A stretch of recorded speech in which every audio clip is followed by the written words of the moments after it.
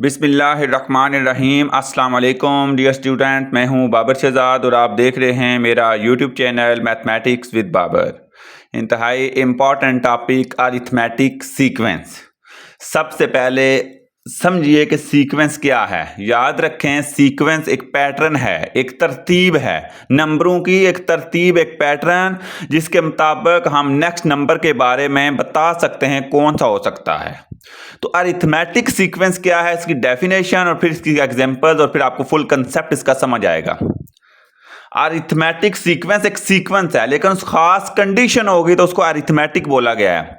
A sequence एक sequence है, कोई भी है, इन विच जिसमें क्या होगा, ईच टर्म, हर टर्म जो उसकी, ऐसी सीक्वेंस जिसकी हर टर्म इज ऑब्टेन्ड, ऑब्टेन्ड कहते हैं हासिल हो, कैसे आई है, by adding the preceding, preceding कहते हैं पहले, पहले जो पिछली टर्म है जो गुजर चुकी है, term by the same value is called arithmetic sequence. आसान अल्फाज में ऐसी सीक्वेंस जिसकी हर नेक्स्ट टर्म पिछली टर्म में एक फिक्स्ड नंबर ऐड करने से आए। अभी एग्जांपल से आपको बिल्कुल क्लियर हो जाएगा। दोबारा बता रहा हूं, ऐसी सीक्वेंस इसकी हर नेक्स्ट टर्म कैसे आती है, पिछला जो उससे प्रीवियस नंबर है, पहला नंबर है, उसमें एक फिक्स्ड नंबर जो हमने फैसला किया हुआ है, हमने माना हुआ है, वो नंबर क्या होगा वो बताऊंगा, उसको ऐड करते जाएं, नेक्स्ट टर्म आती जाएगी। बात समझ आ गई? इसको कहते हैं अरिथमेटिक सीक्वेंस। एक फिक्स नंबर ऐड करते जाएं प्रीवियस टर्म से, नेक्स्ट टर्म आती जाएगी। अब याद रखें, यहां पे एक एग्जांपल मैंने दी हुई है, 2-3 लिखा हुआ है 2, 5, 8, 11। हमारे पास 4 नंबर दिए हुए, आगे डॉट डॉट है, मतलब इसी तरह जा रही हैं। अब यहां पे मैं इसको बोलूंगा सीक्वेंस और फिर मैं इसको बोलूंगा अरिथमेटिक सीक्वेंस। सीक्वेंस इस वजह से आप देखें इसमें फिक्स्ड पैटर्न आ रहा है ना, फिक्स्ड पैटर्न तो आ रहा है ना। 2 है, 2 के बाद 5 है, 5 के बाद 8 है, 8 के बाद 11 है। आप देखें फिक्स्ड है। 2 के बाद 3 का वक्फा आया, फिर 5, फिर 3 का वक्फा आया, 8, फिर 3 का वक्फा आया, 9। मतलब एक फिक्स्ड इनका डिस्टेंस जो है, जो इनका डिस्टेंस है वो फिक्स है। 3 3 3 सबका 3। देखें इन दोनों का भी तो 3 आ रहा है, इन दोनों का भी तो 3 आ रहा है, इन दोनों की भी 3 आ रहा है।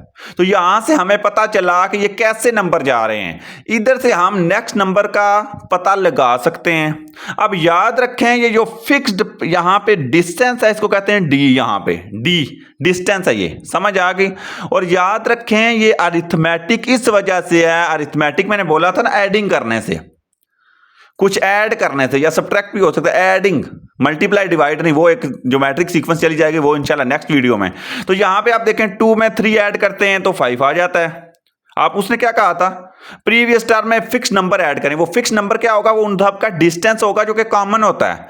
डी क्या है यहां पे 3, डी क्या है 3, कॉमन डिफरेंस, डी को कॉमन डिफरेंस भी कहते हैं। अब यहां पे देखें पहला नंबर 2 है ना, प्लस 3 ऐड करेंगे इसमें ये तो 5।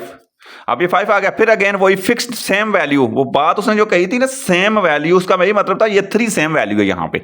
इसमें 3 ऐड करेंगे 8 आ जाएगा, इसमें 3 ऐड करेंगे 11 आ जाएगा, एंड 3 ऐड करेंगे तो नेक्स्ट 14 आ जाएगा, एंड सो ऑन। तो बात समझ आ गई, यानी 3 3 का डिफरेंस आ रहा है, तो वो डिफरेंस आपने क्या करना है, वो डिफरेंस आपने प्लस करते जाना है। तो नेक्स्ट टर्म हमारी, क्योंकि 3 का है तो 14 आएगी, फिर 17 आएगी, फिर 20 आएगी, एंड सो ऑन। बात समझ आ गई या नहीं आई? तो ये थी अरिथमेटिक सीक्वेंस। अब एक और एग्जांपल लेते हैं, 2 एग्जांपल और हैं मेरे पास, फिर इसका जनरल फार्मूला और फिर इसको एंड करेंगे।